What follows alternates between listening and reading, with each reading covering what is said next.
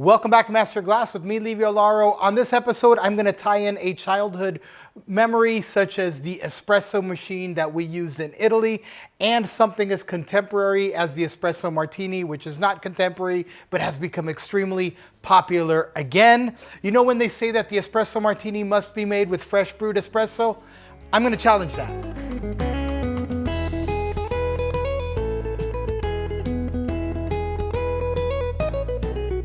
The Espresso Martini is credited to Dick Bradsell, who in the 1980s invented it in London.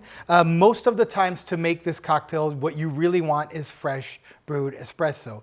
Now, we all know that sometimes fresh brewed espresso is not available. So what I did here is I took advantage of a childhood task that I would have, which was to actually make espresso foam out of sugar and espresso.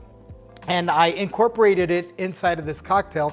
And what I feel came out is something really interesting because the fresh espresso is not needed. You can make the foam earlier and it will hold itself and it will hold those flavors thanks to the combination of sugar, which is a preservative. Let's see what happens.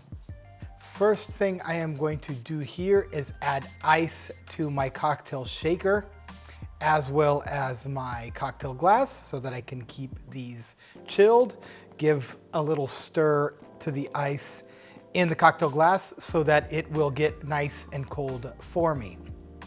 The next thing I'm going to do is I'm going to take this espresso foam that I made, and I'll leave a link to the video of me making this foam. And what I really like about it is it avoids you having to make espresso fresh and still have those bursting flavors of espresso, because the sugar and the espresso mixed together, they keep each other on check and nice and fresh.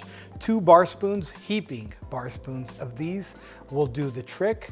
And then after that, I'm gonna leave the spoon inside of the mixing glass, and I'm gonna pour 2 ounces of Elyx Vodka right on top. Elyx is a pot still single estate vodka. That'll allow me to then kind of mix the remaining froth from the spoon into the shaker and take that out. And then after that, I'm gonna add 1 ounce of Mr. Black's coffee liqueur. Now, Mr. Black's is made in Australia with Arabica beans and with wheat vodka from Australia itself. Now I'm going to give these ingredients a real nice hard shake. Get all those ingredients nice and incorporated together.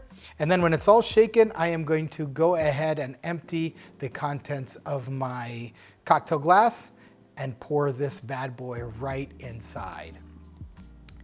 Now, the traditional garnish of a espresso martini are 3 coffee beans, health, wealth, and happiness. So I'm going to do that. But a secret trick that you will see is the addition of the lemon peel. Now, while I feel that the oil of the lemon peel does not give much to an actual espresso because espresso already has a lot of acid to it, it actually does a really good trick for the espresso martini. So I'm going to express those oils in. Let me go ahead and give this a taste and see what it tastes like. Oh my goodness. Bam! Just a bursting flavor of Arabica coffee and great espresso notes. And with the 2 ounces of vodka, the vodka is also there. I love how the Elyx is coming through on this cocktail. This came out incredibly delicious.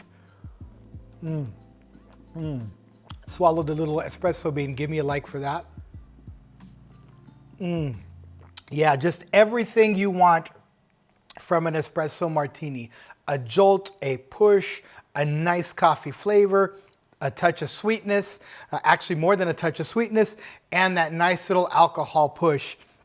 Now, I really recommend you try this, and if you do, please do give me a comment below. Let me know how it came out.